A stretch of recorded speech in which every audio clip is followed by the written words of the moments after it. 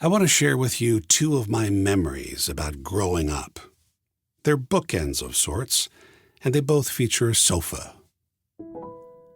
I'm sitting on my grandfather's couch. It's a forced family visit to the very small apartment he shares with my grandmother. The couch is very small. The tiny TV across the room is turned off. The curios that line the mantel are all miniatures of deer, bear, and birds. Perhaps it makes my grandparents feel bigger to be surrounded by tiny things. I do not know. I do not care.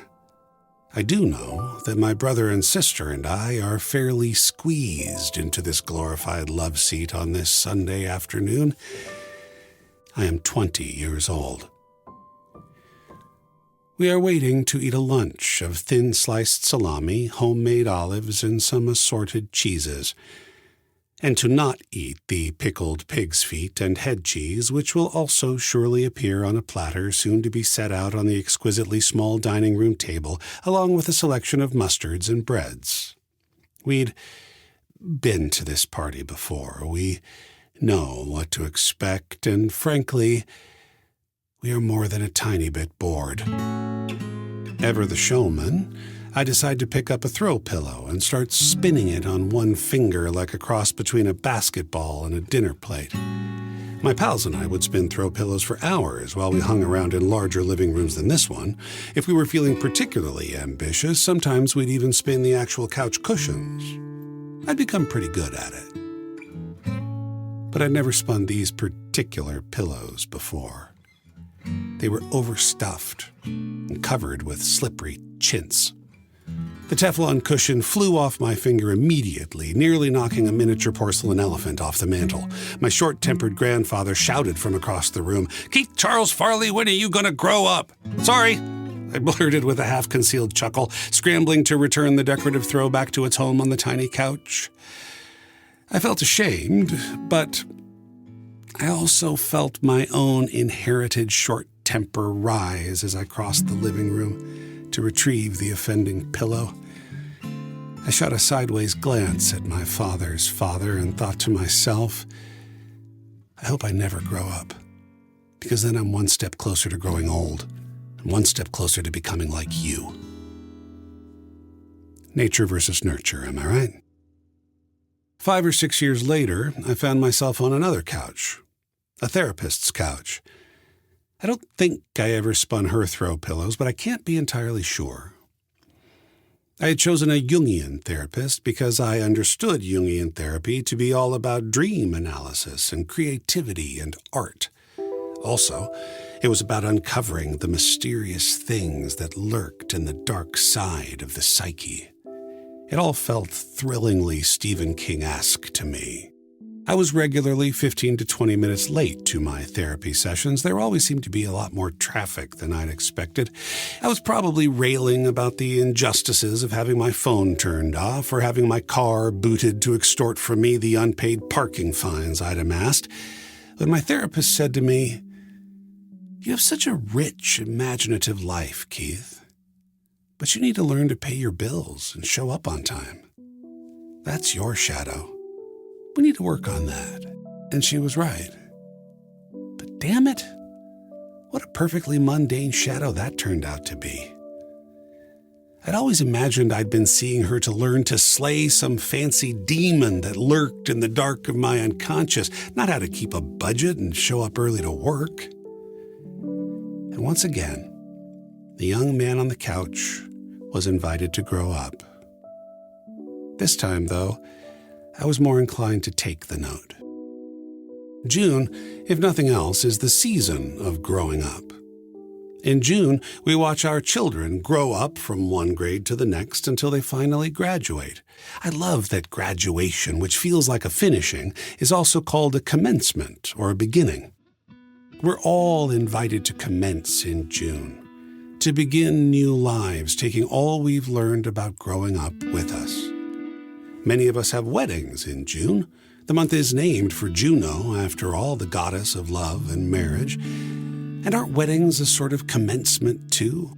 where we leave the safety of our birth family and commence in making a family of our own with a new partner whom we choose based on what we've learned about ourselves as we've grown up.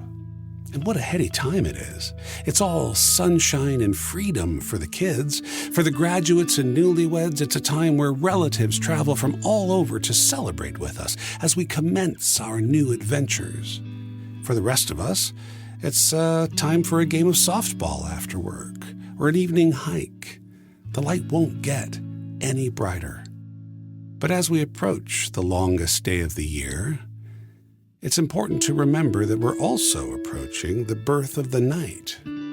It's not a bad idea to consider the shadow in the midst of all this sunshine. There's an ancient tradition that's performed at summer solstice festivals across Europe. They light a huge wheel on fire and roll it down a hill into a lake. This wheel reminds me of the Christmas wreaths that we decorated with candles way back in the dead of winter. The candles that symbolized our hope that heat and growth would come back into the world. Well, here we are. The world is exploding with growth. Is it not fitting, then, that at the time of the greatest light and heat that our very wintry wreath should become consumed by its own flames and doused? It's a powerful reminder of the shadow that lives in all of us. As we prepare for this mid-year celebration of growing up, of leaving childish things behind and moving forward toward growth and maturity, and of taking a minute or two to consider our shadow, I'd like to share with you a summer cocktail recipe that's perfect for a wedding or a graduation party. It's a sunny blend of ingredients, plus a little kick that symbolize what a full life can be. It's strong, but it's balanced. It's a little bit spicy. As a strong drink, we start with a healthy 2-ounce shot of tequila per serving. If you're one of our sober friends, you might try it with kombucha if you like that little kick. As this drink is strong, may you also be strong. Fight for what you want. Stand up for what is right. Share your strength with others who are struggling. And don't forget to be strong enough to ask for help when you need it. Look around you. Helpers are everywhere. You are not alone. Cultivate a community that's there to lend you strength when you need it. And be ready to offer your strength when called upon. Our next ingredient is a blend of fresh pineapple and lime juice, the perfect balance of sweet and sour. Embrace the balance of sweet and sour, and you will have a life that is full. For all things are born. They grow, they wither, and they die, only to be born again. And so, when we embrace balance, we embrace the nature of all things.